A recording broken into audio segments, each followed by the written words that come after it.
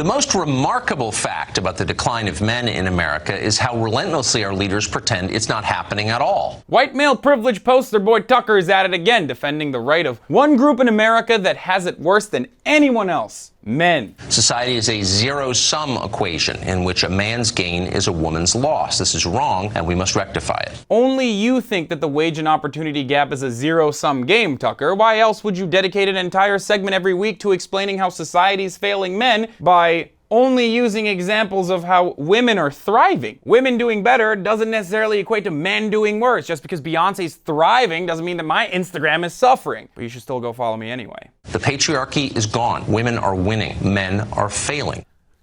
We did it, folks. Patriarchy's done. It's over. I mean, pack it up, everybody. Let's get out of here.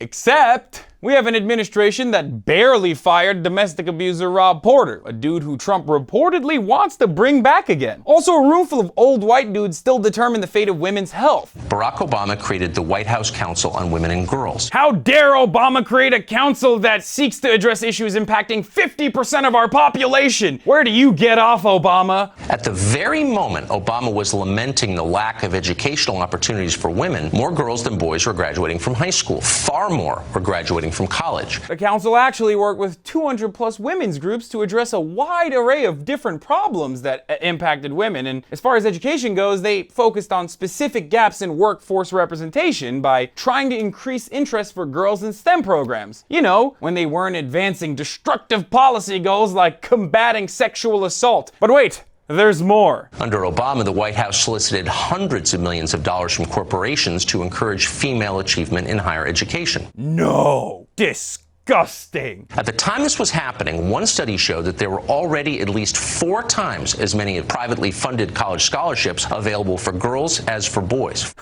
Yeah, Tuck. At that time, another study also found that women had to take on more debt than men on average, and they had to pursue higher education because while men with college degrees made comparable salaries to men without college degrees, women had a significant disparity, which is a little thing called the wage gap, my guy. But go on. Almost every campus has a women's studies department. In many of them, the stated goal is to fight expressions of masculinity and disempower men. That's like saying every college has a Middle Eastern studies program, which state their goals as destroying Western democracy and promoting Sharia law. On most campuses, men are a distinct minority. At Carlow University in Pittsburgh, women outnumber men by more than 6 to 1. Carlow University was an all-female college until 1945. It didn't provide on-campus housing for men until 2011. How intellectually dishonest of you to use a college created by nuns as your leading example that the system is really hurting men. That's like saying, you know how I know society is failing whites? At Howard University, black students outnumber white students almost 90 to 1. But it's not just schools that create the sexist divide, it's toys! One idea was, quote, breaking down gender stereotypes in toys. To that end, the White House pressured manufacturers, retailers, and media outlets to eliminate gender distinction in children's toys. Yep, it was President Barbie that encouraged girls that they too could become president one day. Why isn't there a stay in the kitchen Barbie or a women shouldn't vote Barbie? This is why men are failing! Left unasked was the most basic question of all. Is masculinity itself really toxic? And what happens to boys when we tell them that it is? Yeah. If only there were programs or research that was funded seeking to answer this very specific question. Oh well, I guess we'll never know. Attacking people for their basic nature is unhealthy and it's wrong. A government-funded program designed to fight toxic femininity or toxic homosexuality probably would not escape the scrutiny of Congress or the media. Now this part is super gross because 1, homosexuals are also male, you idiot. And 2, you seem to not understand what toxic means. Masculinity overall isn't toxic. Women can also be masculine as well. As a matter of fact, a lot of the programs you are currently criticizing seek to help women embrace their masculinity freely, just as they also talk about how toxic masculinity harms both men and women. Perhaps a more fluid understanding of gender roles would greatly set your mind at ease. Maybe, instead of yelling about these programs on television, you should attend one someday. It's actually rigid idiots like you